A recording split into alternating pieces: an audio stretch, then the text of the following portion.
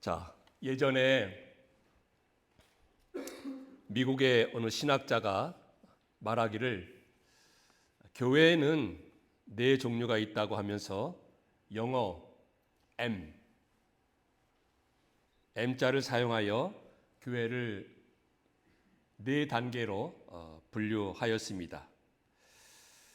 첫 번째 M입니다. 첫 번째 M은 미션 처치입니다. 미션 처치, 사명적인 교회, 선교적인 교회라고 할 수 있습니다. 교회의 존재의 목적을 대사명, 그러니까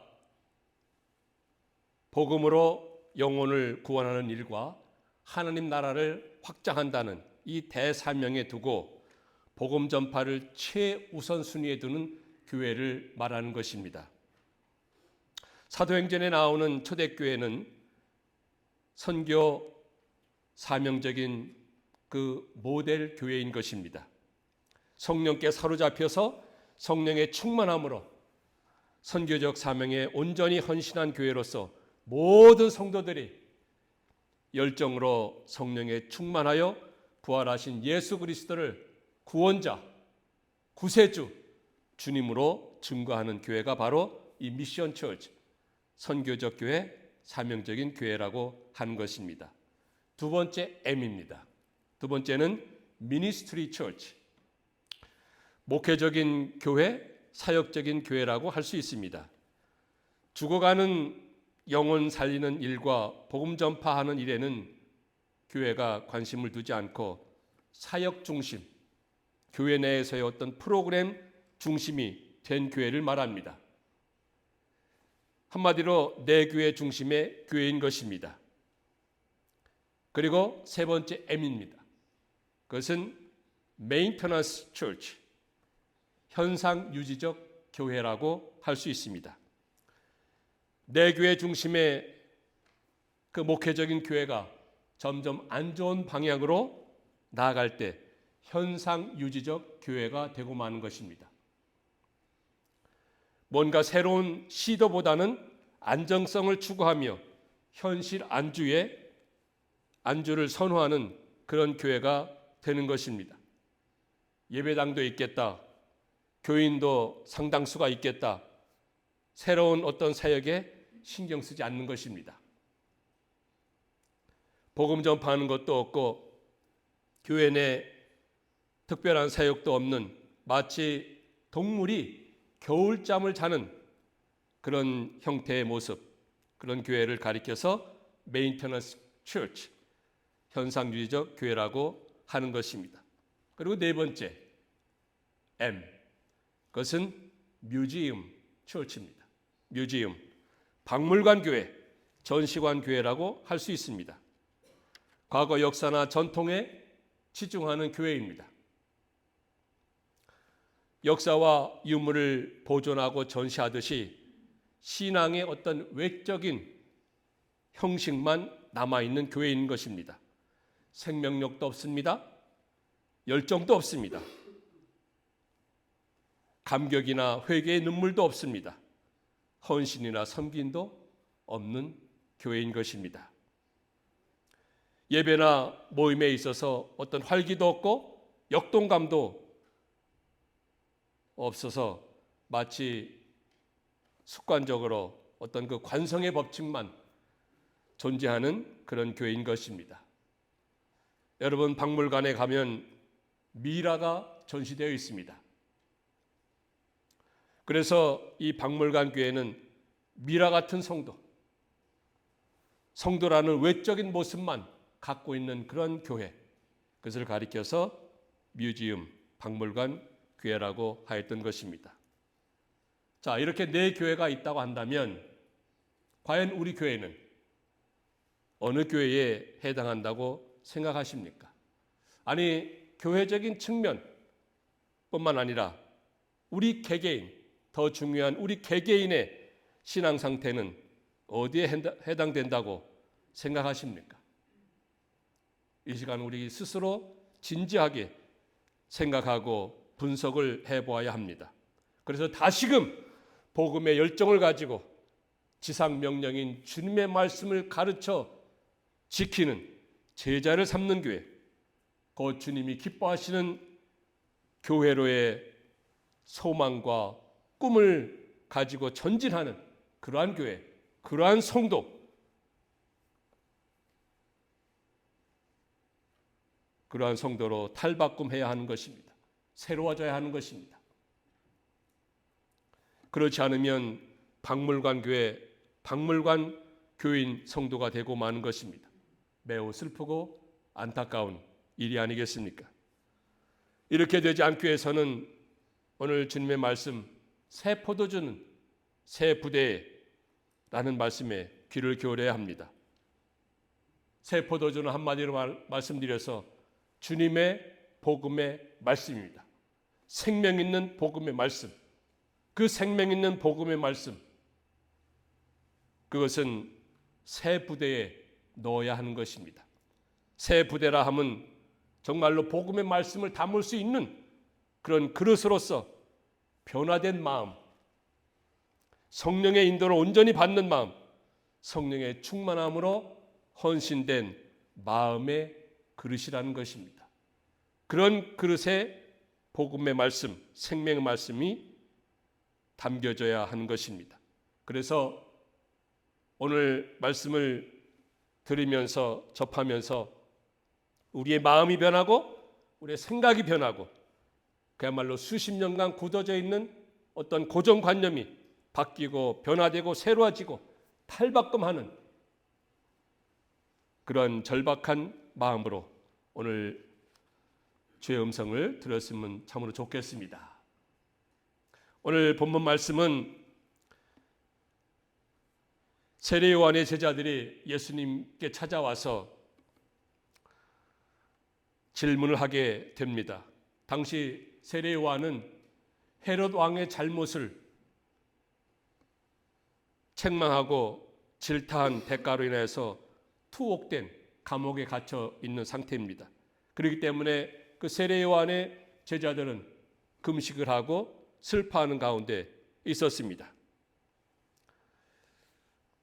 이들이 예수님과 예수님의 제자들을 볼 때에는 정말로 이상했습니다. 자기들은 금식도 하고 금욕 생활도 하고 슬퍼하기도 하는데 예수님과 예수님의 제자들은 금식하는 것도 없고 슬퍼하는 것도 없고 이상하였습니다. 잘못하고 있는 것으로 여길 정도였습니다. 여기에 대해서 예수님께서는 무엇이라고 저들에게 답변하는지, 무엇이라고 저들에게 일깨워 주는지 오늘 세 가지 비유를 통해서 저들에게 가르쳐 주고 있습니다. 복음의 말씀을 가르쳐 주고 있습니다. 생명의 말씀을 일깨워 주고 있는 것입니다. 그 세 가지 비유를 살펴보면서 과연 주님이 원하시는 것이 무엇인지, 주님이 기뻐하시는 것이 무엇인지 귀를 기울여서 우리가 듣고 생각을 해봐야 되겠습니다. 첫 번째, 예수님께서 비유를 들어서 일깨워 주신 것은 혼인집 비유를 들었습니다. 혼인집 비유를 들면서 신랑과 함께 있어야 한다는 것을 말씀하고 있습니다. 신랑과 함께 있어야 한다는 것, 신랑과 함께하는 삶을 살아야 한다는 것입니다. 그런 신앙이 되어야 한다는 것을 말씀하고 있는 것입니다. 혼인집에 가면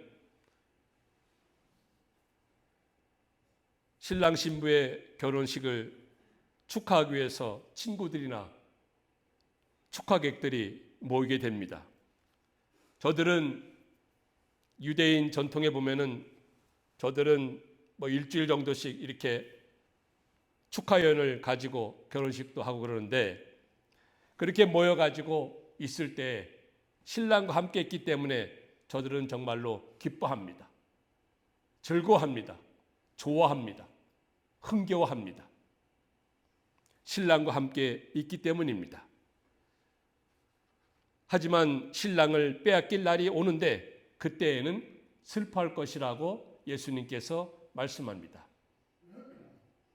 예수님께서는 이 말씀을 하시면서 이제 당신이 십자가에서 못 박혀서 고난을 받으시고 죽으실 것을 암시하고 일깨워 주시는 것이죠. 지금은 예수님과 함께 있기 때문에 저들이 슬퍼하지 아니하고 금식하지 아니하고 기뻐하고 즐거워하고 좋아하지만 예수님께서 십자가에서 고난을 받고 죽으시면 그때에는 저들이 슬퍼할 것이고 금식할 것이라고 말씀하고 있는 것입니다.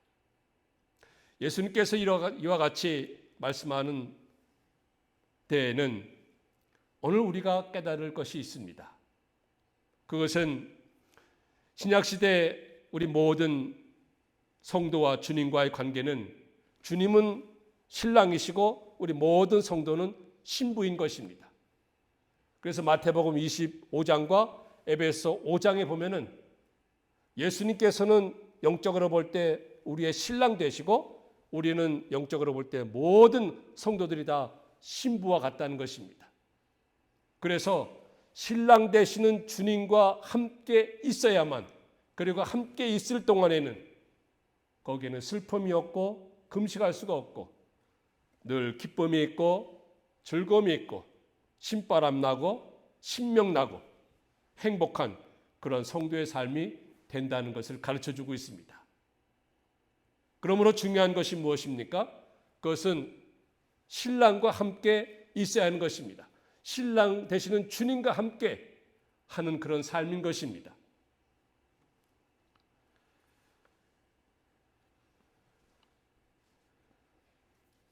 신앙생활을 함에 있어서도 신랑 되시는 주님과 함께하면 늘 기쁨이 있습니다. 속에서 솟아나는 그 기쁨이 있습니다. 즐거움이 있습니다. 주님을 섬김에 있어서 또 교회 생활함에 있어서 신앙생활함에 있어서 나도 모르게 내 속에서 기쁨이 솟아나는 것은 바로 주님이 함께 하시기 때문에 내가 주님과 함께 있고 주님과 함께하는 그런 삶이기 때문에 내가 주님 안에 있고 주님이 내 안에 있는 그런 삶이 될 때에는 내 안에 정말로 기쁨이 가득하고 충만하고 그 충만한 기쁨이 겉으로 나오기 때문에 얼굴에도 웃음이 있고 여유가 있고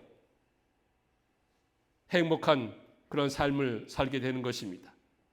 그러나 주님이 말씀하셨듯이 신랑을 빼앗기면 그때에는 슬퍼하고 금식한다고 했는데 신랑 되시는 주님을 빼앗기거나 잃어버리게 되면 우리 자신들에게도 그때에는 기쁨이 없습니다. 기쁨이 사라지고 내 마음에 우울함이 있고 침울함이 있고 활기가 없고 처져 있고 낙이 없습니다. 왜 그렇습니까? 내가 신랑을 빼앗겼기 때문에 신랑과 함께 있지 않기 때문에 즉 주님과 함께 있지 않기 때문에 세상의 것으로 인하여서 내가 주님을 잃어버린 것입니다. 빼앗긴 것입니다. 그렇기 때문에 중요한 것은 과연 내가 기쁨을 가지고 주님을 섬기는지 내 안에 기쁨이 정말로 샘솟듯한 그런 기쁨이 충만한지 우리가 생각을 해보고 살펴보고 분석을 해야 한다는 것입니다. 그래서 나도 모르게 기쁨이 없고 우울함이 있고 낙심이 있고 침울함이 있습니까? 그렇다고 한다면 내가 주님과 함께 있지 않구나.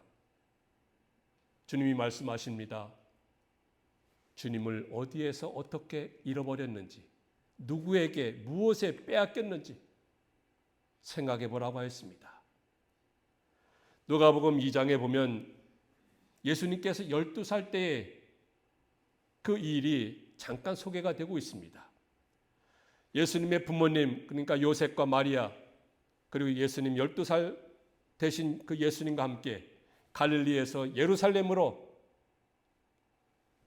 그 유월절 명절을 지키기 위해서 그리고 하나님께 제사 곧 예배를 드리기 위해서 갈릴리에서 예루살렘으로 왔습니다.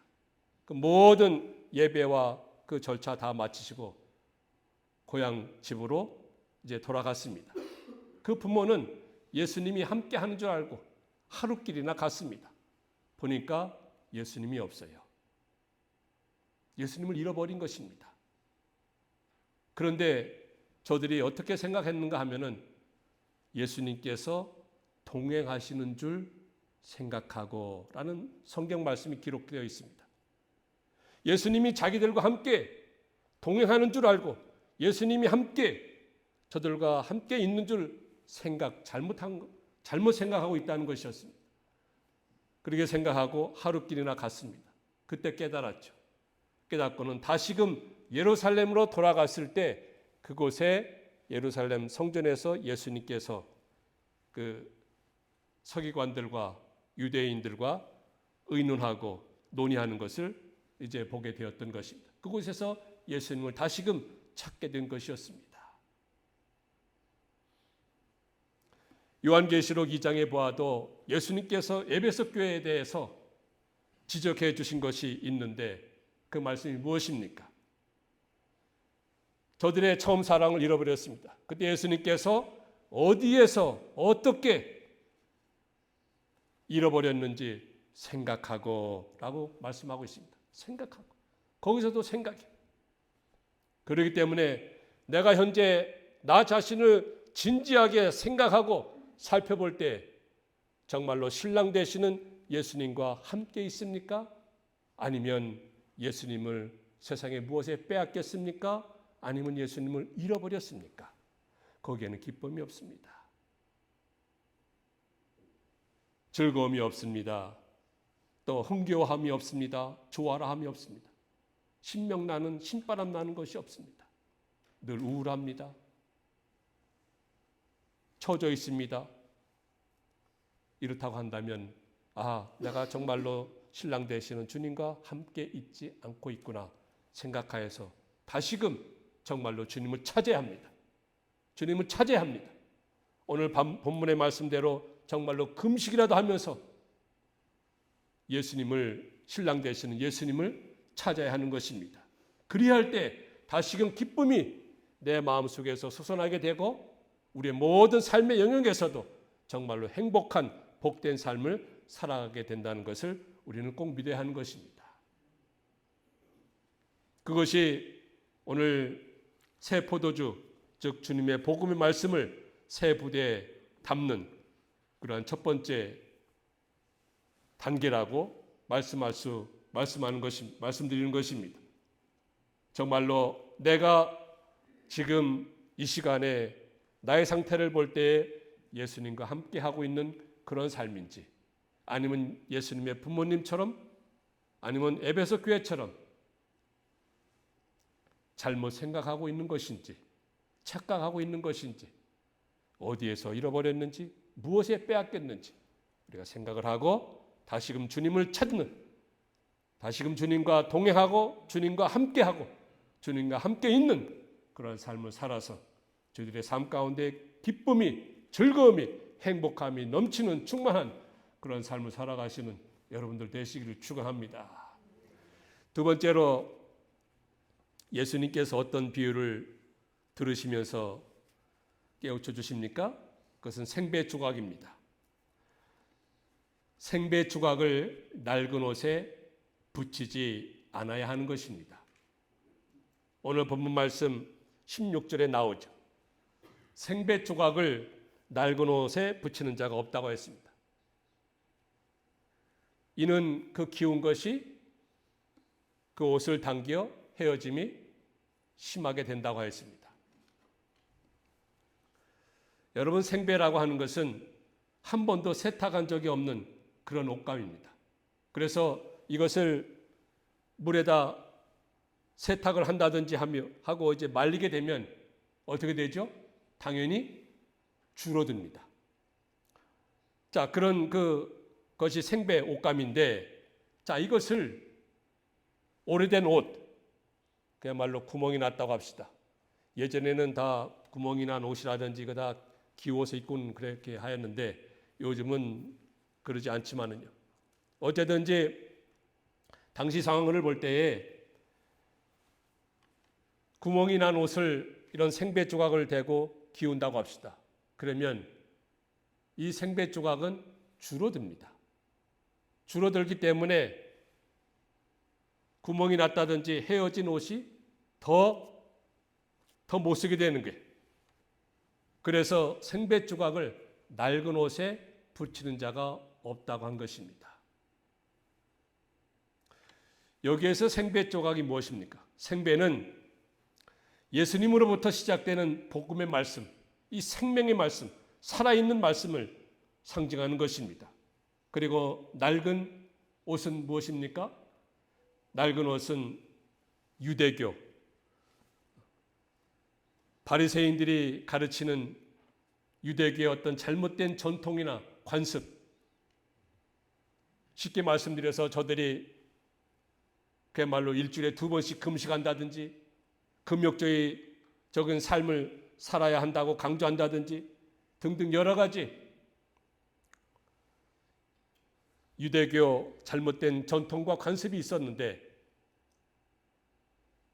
그런 모든 것에 예수님의 복음의 말씀이 받아들여질 수 없는 것입니다. 그곳에서는 복음의 말씀이 담아둘 수가 없는 것입니다. 넣어둘 수가 없는 것입니다.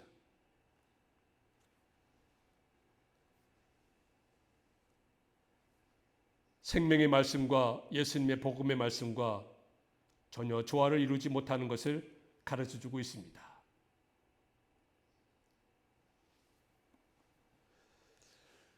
교회를 섬김에 있어서 여러 가지 비본질적인 것이 있고 본질적인 것이 있습니다. 본질적인 것은 정말로 변함이 없는, 변할 수 없는, 절대로 변해서도 안 되는 그런 진리의 말씀을 가리킵니다.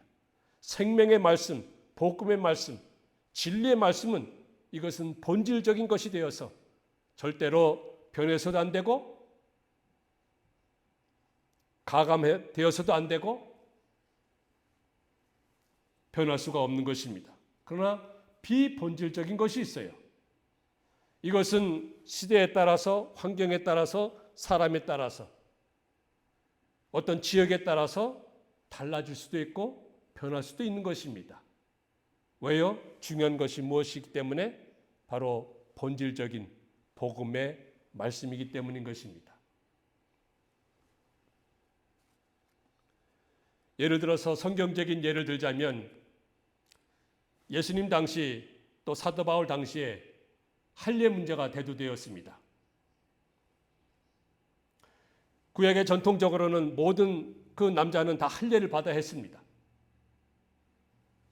하지만 신약 시대에 와서는 할례를 받아도 되고 안 받아도 되는 것이었습니다. 그런 어떤 전통과 관습은 시대에 따라서 비본질적인 것이기 때문에 변화였던 것입니다. 그러나 사도 바울 당시에도 어떤 부류의 사람들은 끝까지 그것을 고집하였습니다. 그것이 마치 절대적인 것처럼 고집을 하였습니다. 잘못된 생각에 의해서, 잘못된 관념에 의해서. 사도 바울도 그의 제자요 동역자라고 말할 수 있는 디모데는 주변에 있는 사람들을 인하여서, 주변에 있는 유대인들로 인하여서 디모데에게는 할례를 행하였습니다. 왜냐하면 할례가 절대적인 것이 아니고 본질적인 것이 아니지만 그 주변에 있는 사람들에게 전도하고 복음을 전하고 예수 그리스도를 증거하기 위해서 그는 그들에게 거부감을 주지 않기 위해서 할례를 디모데에게 시행하였던 것입니다.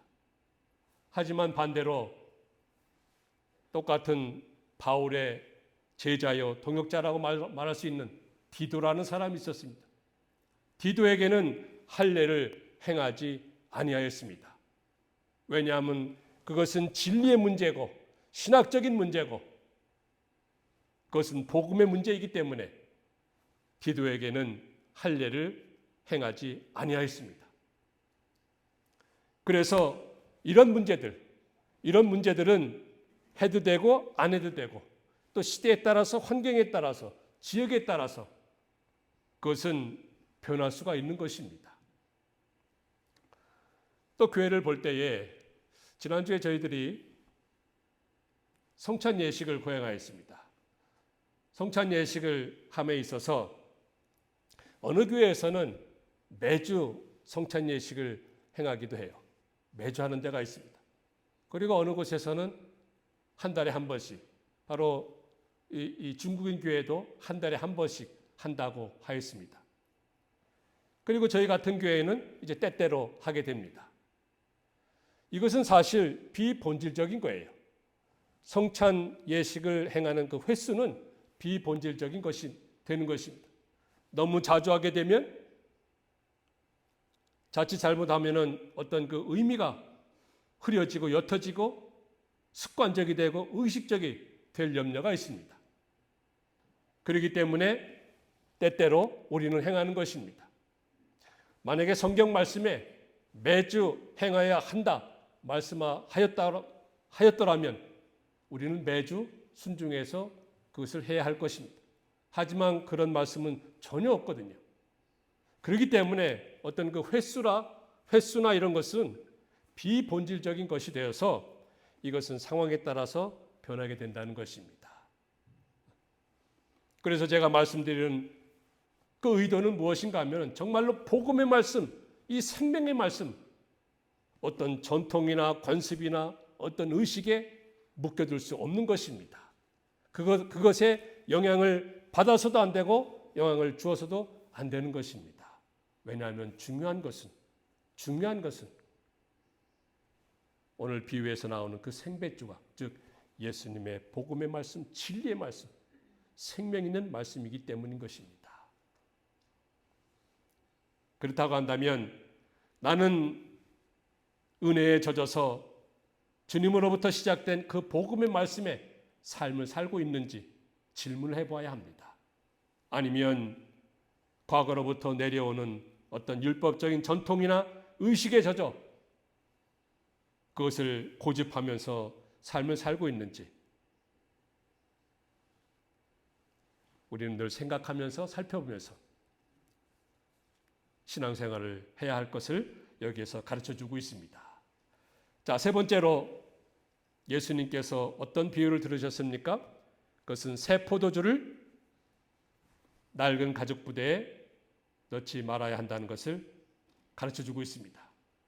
새 포도주 그리고 낡은 가죽 부대, 그것을 비유를 들면서 예수님께서 일깨워주고 있는 것입니다. 가죽 부대라 하면 당시에 양이나 염소의 가죽으로 만드는 것입니다. 양이나 염소의 그 가죽을 다 벗겨가지고 이 목 부분만 남겨놓고 다 이제 꿰맨다고 합니다. 그래서 그야말로 물통 같은 그런 가죽 부대, 그 통이 되는 것입니다. 오늘 주보에 나와 있는 대로 거기에 보면은 그 가죽 부대 모양이 있습니다. 그 가죽 부대는 당시에 물이라든지 어떤 액체를 담는 용기로 사용하였던 것입니다. 근데 이 가죽 부대가 오래되면 아무래도 낡아집니다. 그리고 신축성이 점점 떨어집니다. 근데 거기에 새 포도주를 담아놓게 되면 새 포도주는 특성이 부글부글 발효해서 팽창합니다. 그렇기 때문에 이 오래된 가죽 부대는 그 팽창력, 그것을 견디지 못하고 터지고 맙니다. 가죽 부대도 그렇고 포도주도 다 쏟게 되는 것이죠. 그래서 예수님께서 말씀하시는 것은 새 포도주는 새 부대에 넣어야 둘 다 보존이 된다고 말씀하고 있는 것입니다. 여기에서 그러면 새 포도주가 무엇입니까? 바로 위에 말씀드린 그 생배조각, 그 비유와 같은 의미인 것입니다. 예수님으로부터, 주님으로부터 시작이 되는 복음의 말씀, 이 복음운동, 구원운동, 생명의 말씀을 가리키는 것입니다. 이 복음의 말씀은 생명이 있기 때문에, 살아있기 때문에 팽창합니다. 운동력이 있습니다. 활발히 움직이는 것입니다. 이것을 낡은 가족 부대에 넣어둘 수가 없는 것입니다. 낡은 가족 부대는 오랫동안 젖어 있는 잘못된 어떤 그 습관이라든지 관습, 어떤 의식, 이런 것을 가리키는데, 이런 것으로 복음의 말씀을 담아둘 수 없는 것입니다. 복음의 말씀 받아들일 수 없는 것입니다. 왜냐하면 복음의 말씀은 정말로 생명력이 있고 운동력이 있고 역사하는 힘이 있고 살아있기 때문에 언제나 팽창하고 확대가 되고 넓어지고 움직이는 것입니다. 그것을 낡은 가족 부대로 담아두게 되면 그 팽창력에 의해서 결국에는 다 부대가 터지게 되고 포도주도 못 쓰게 되는 것입니다. 그 비유를 통해서 주님께서 저희들에게 일깨워 주는 것이 있습니다. 그것은 정말로 새 포도주와 같이 복음의 말씀은 우리의 마음이 새롭게 되어서 의와 진리의 거룩함으로 지으심을 받은 새 사람으로 이 새 포도주와 같은 복음의 말씀을 들어야 거기에는 반드시 생명력이 있고 운동력이 있고 역사가 있고 놀라운 기적과 이적이 일어나는 것을 가르쳐주고 있는 것입니다. 낡은 마음, 오래된 마음, 그냥 고리타분한 마음, 전혀 변화되거나 새로워지고자 하는 그런 마음이 없이 복음의 말씀을 들은들 거기에는 아무런 생명의 역사가 나타나지 않는다는 것입니다. 변화도 없고 새로워짐도 없고 오늘이 어제 같고 내일이 오늘과 같은, 올해가 작년과 같고 내년이 올해와 같은 그런 무의미한 무미건조한 그러한 인생을 살다가 마치게 되는 것입니다. 우리는 그럴 수 없는 것입니다. 그렇기 때문에 주님으로부터 시작된 이 복음의 말씀, 진리의 말씀, 이것은 정말로 새 포도주와 같이 운동력이 있고 역사하는 힘이 있고 보글보글 끓듯이 생명력이 있기 때문에 우리의 생각이나 우리의 의식, 우리의 잘못된 고정관념이 변하여서 새 부대, 새 가족 부대가 되어야만 정말로 교회에서나 하나님 나라에서 아주 존귀하게 쓰임을 받을 수 있는 그런 멋진 아름다운 복된 인생이, 그런 삶이 되는 것입니다. 그러니 우리 이 말씀을 들으면서 우리의 마음이 변합시다. 새로워집시다.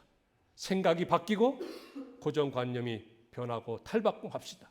그야말로 변화와 혁신이 일어나지 아니하면 우리는 복음운동에 동참할 수 없고 하나님 나라 세워갈 수 없고 우리 신앙 자체로서도 변함이 없는, 아까 말씀드린 대로 정말로 박물관과 같은 그러한 교회가 되고 그러한 성도가 되고 그러한 교인이 될 수밖에 없음을 우리는 정말로 심각하게 생각을 하고 2026년 들어서 우리 다시금 새로워지고 변화가 됩시다.